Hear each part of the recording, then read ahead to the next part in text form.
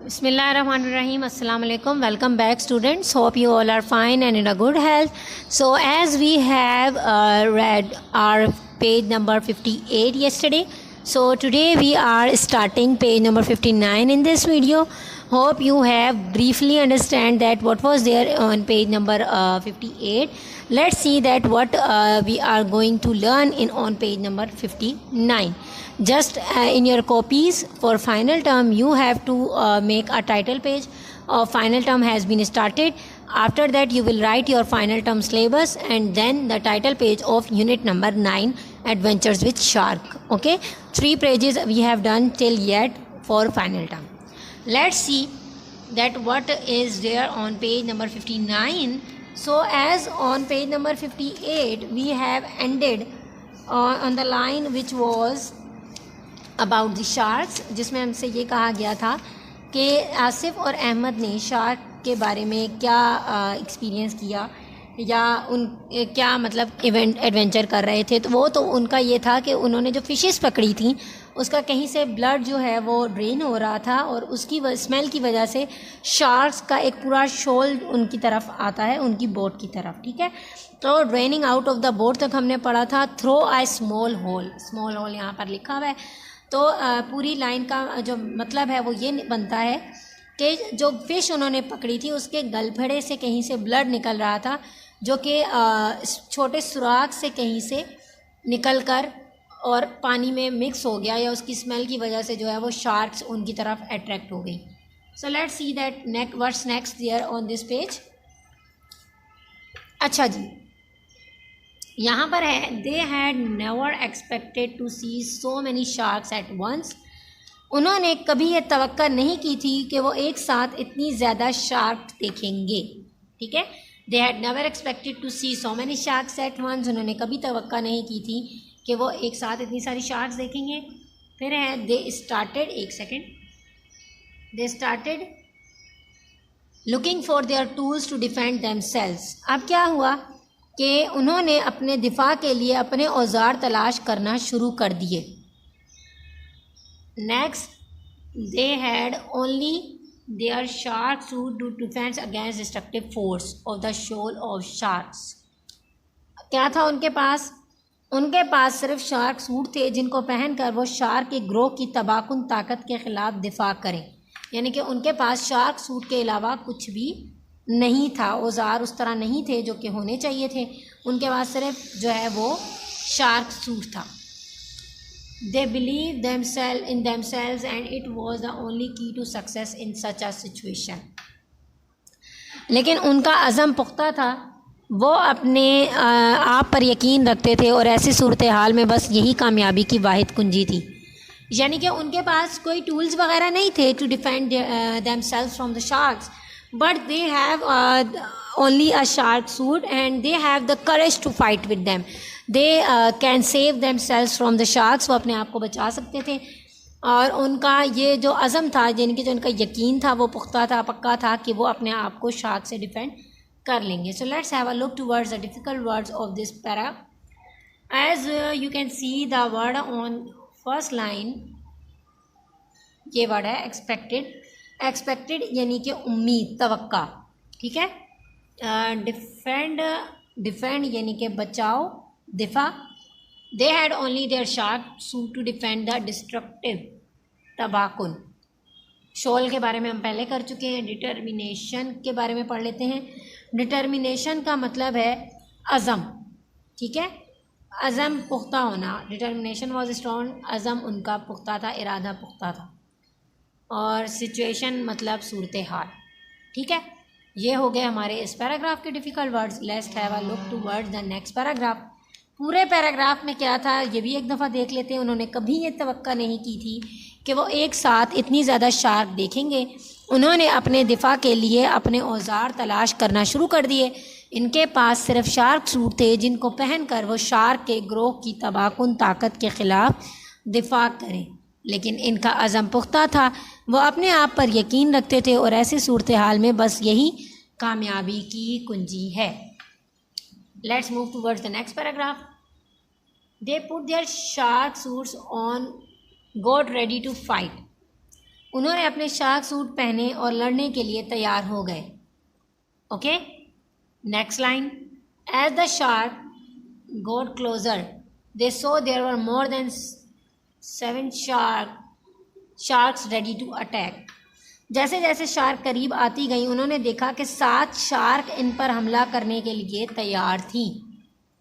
Okay, अब देखते हैं, Asif took rubber sheet to cover the fish they had coat.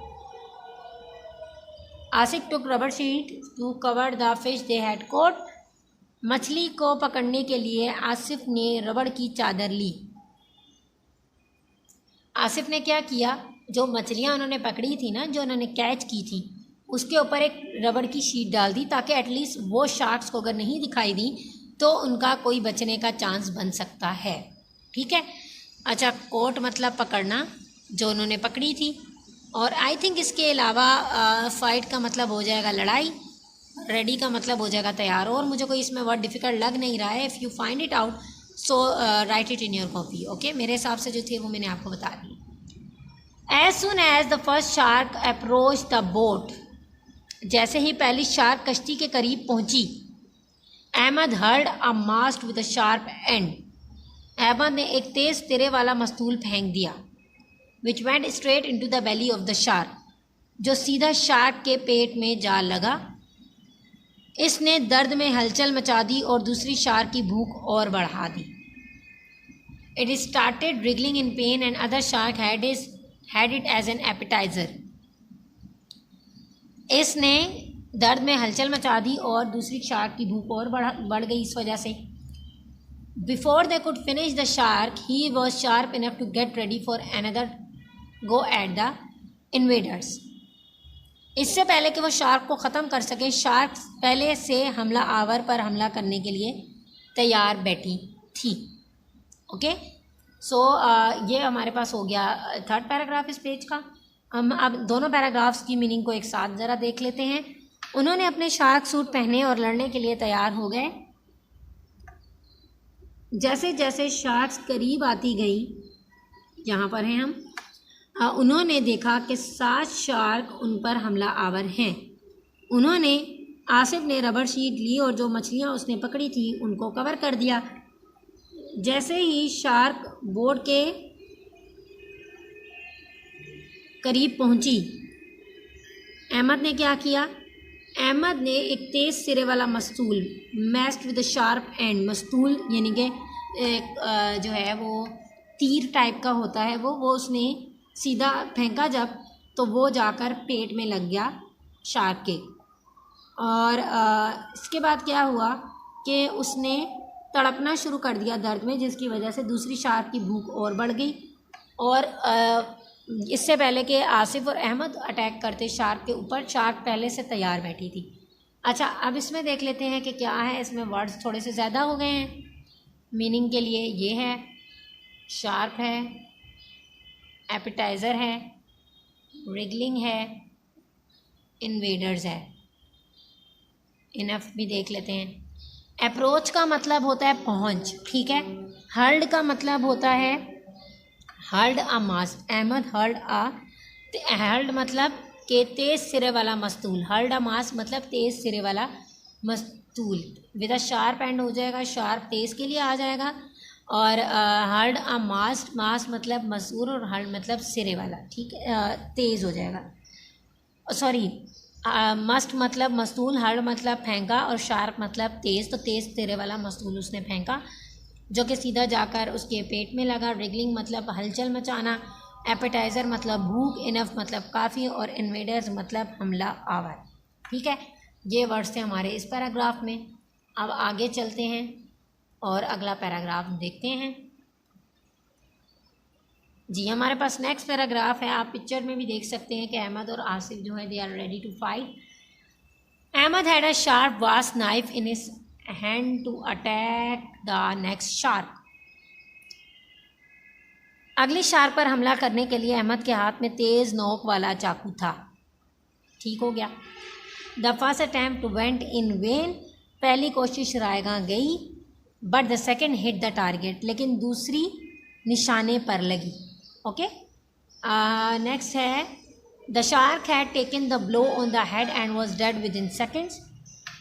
क्या कहा जा रहा है? शार्क के सर पर धचका लगा और चंद लम्हों में वो मर गई।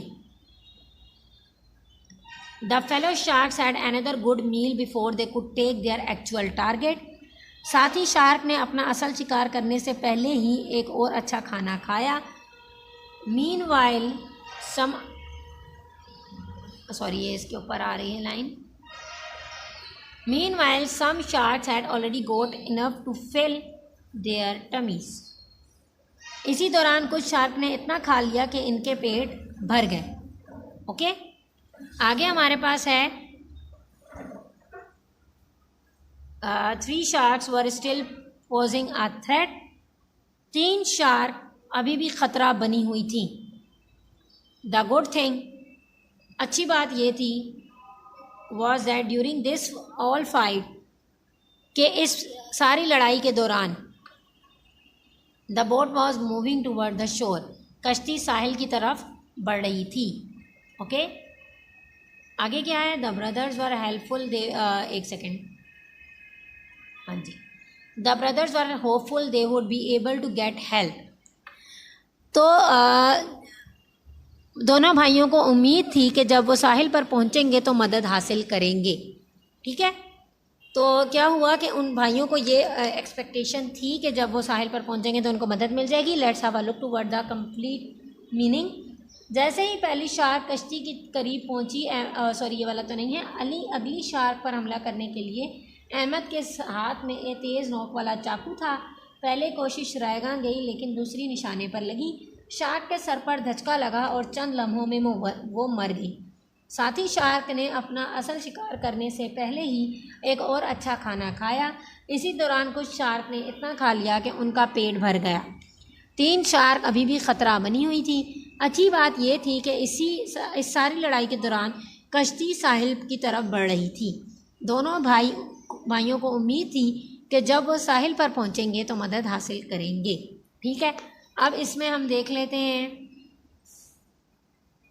वास्प नाइफ का मतलब है कि उस तेज़ नोक वाली, ठीक है, नोक वाली।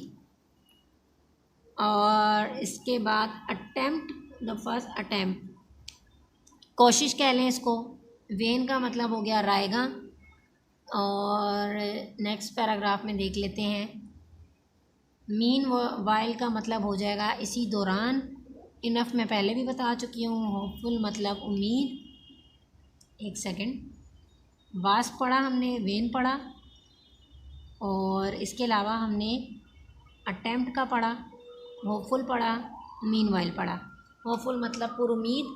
टमीज़ का आपको पता ही है, पोजिंग अ थ्रेट यानी कि हमला करने के लिए वो तैयार दिखाई दे रही थी। So this is our page number 59। अगर आपको कोई और वर्ड्स डिफिकल्ट लग रहे होंगे तो आप अपनी कॉपी के एंड में ख़ुद ढूंढ कर लिखेंगे डिक्शनरी से।